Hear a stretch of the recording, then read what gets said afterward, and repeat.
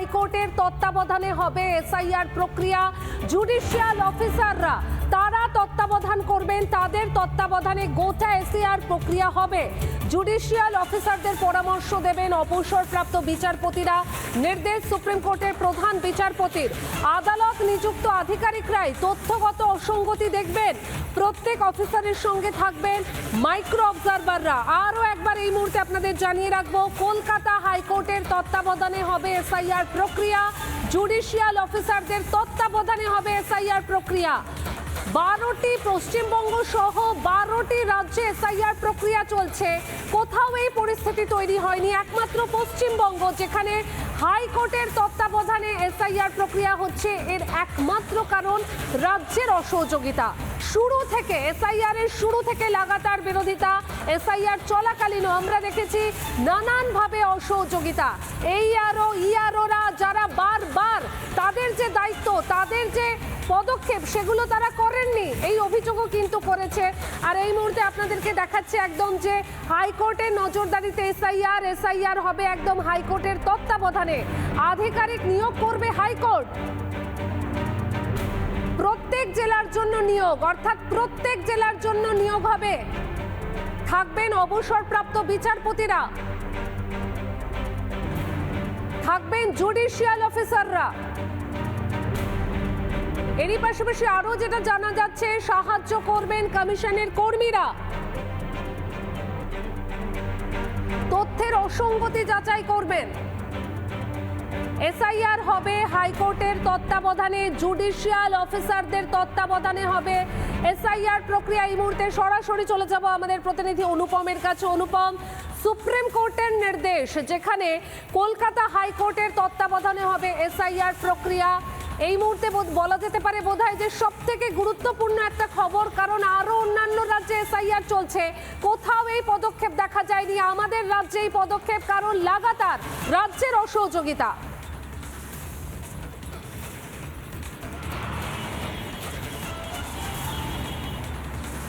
দেখো, আজকে দুপুর 2টোর পর ক্যালকাটা হাইকোর্টের প্রধান বিচারপতি তার তত্ত্বাবধানেই এই কমিটি আজকে বসছে। এই কমিটিতে যারা থাকছেন, এ রাজ্যের নির্বাচন কমিশনের যিনি মুখ্য নির্বাচন আধিকারিক তিনি থাকবেন, একজন স্পেশাল অবজারভার থাকবেন, এছাড়া রাজ্যের তরফে প্রতিনিধিরা থাকবেন। মূলত যেটা সমস্যা হচ্ছিল যে রাজ্য সরকার এবং নির্বাচন কমিশন তাদের দুজনের যে মতামত এসআইআর নিয়ে, সেখানে বেশ কিছু পার্থক্য দেখা দিচ্ছিল। রাজ্য সরকারের তরফে দাবি করা হচ্ছে যে এসআইআরে অবাঞ্ছিতভাবে কিছু বৈধ ভোটারের নাম বাদ দেওয়ার একটা চক্রান্ত চলছে, মানুষকে হ্যারাসমেন্ট চলছে। অন্যদিকে নির্বাচন কমিশন বলছে যে জাতীয় নির্বাচন কমিশনের যে গাইডলাইন, সেই গাইডলাইন মেনেই আমরা সমস্ত নথি যাচাই করছি। এখন এই নতুন করে সুপ্রিম কোর্টের এই অর্ডারে কতটা জটিলতা হলো, যদিও কমিশনের কর্তারা বলছেন এতে জটিলতার কোনো প্রশ্ন তারা দেখছেন না, কারণ ইতিমধ্যেই 90% কাজ তাদের শেষ। সুপ্রিম কোর্ট বলেছে 28 তারিখ পাবলিশ করে দিতে, সুতরাং তারা পাবলিশ করে দেবেন। এবং তারা এটাও বলছেন নমিনেশন ফাইল করার আগের মুহূর্ত পর্যন্ত নতুন করে আবার ভোটার লিস্ট পাবলিশ করা যেতে পারে, যার ওপর ভোট হবে। অর্থাৎ একটা বিষয় স্পষ্ট যে কমিশন যে কাজ সম্পূর্ণ সেরে ফেলেছে, সেই কাজের যে প্রথম যে পাবলিকেশন বা পাবলিশ করবেন চূড়ান্ত ভোটার তালিকা, সেটা 28-এই হচ্ছে। সেখানে কোনো দ্বিমত বা সেখানে সুপ্রিম কোর্ট কোনো অর্ডার দেয়নি যে 28 তারিখ চূড়ান্ত ভোটার তালিকা পাবলিশ করা যাবে না। এরপর তোমাকে জানতে হবে যে নির্বাচন কমিশন এবং রাজ্যের মধ্যে সমস্যা কোথায়। নির্বাচন কমিশন এবং রাজ্যের মধ্যে সমস্যা হচ্ছে ডকুমেন্ট। যে বেশ কিছু ডকুমেন্টস রয়েছে, যেটা রাজ্য সরকার বলছে যে সুপ্রিম কোর্টের গাইডলাইন অনুযায়ী সেই ডকুমেন্টসগুলো নেওয়া হচ্ছে না, যার মধ্যে অন্যতম যে ডোমিসাইল সার্টিফিকেট। এই ডোমিসাইল সার্টিফিকেট কারা ইস্যু করেছিল? প্রথম দিকে পঞ্চায়েত স্তরে লোকাল অ্যাডমিনিস্ট্রেশন তরফে ইস্যু করা হয়েছিল। সেই রকম ডোমিসাইল সার্টিফিকেট একাধিক জমা পড়ে গেছে, কিন্তু পরে সুপ্রিম কোর্টে ডোমিসাইল সার্টিফিকেটের ভেরিফিকেশান আসে। তারপর যারা ডোমিসাইল সার্টিফিকেট দিয়েছে সেগুলো অ্যাকসেপ্টেড হয়েছে, বাকিগুলো অ্যাকসেপ্টেড হচ্ছে না। এখানে রাজ্য সরকারের আপত্তি রয়েছে। রাজ্য সরকারের আপত্তি রয়েছে যে মাইক্রো অবজারভার যারা রয়েছেন তারা এমনভাবে প্রেশারাইজ করছেন, এমনভাবে স্ক্রুটিনি করছেন, বহু নাম বাদ যাচ্ছে। নির্বাচন কমিশন কি বলেছিল যে আমাদের মাইক্রো অবজারভার আমরা অনেক পরে নিয়োগ করেছি, আগে তো রাজ্যের কাছে যাওয়া হয়েছিল, রাজ্য সরকার দেয়নি বলে তাই মাইক্রো অবজারভার দেওয়া হয়েছে।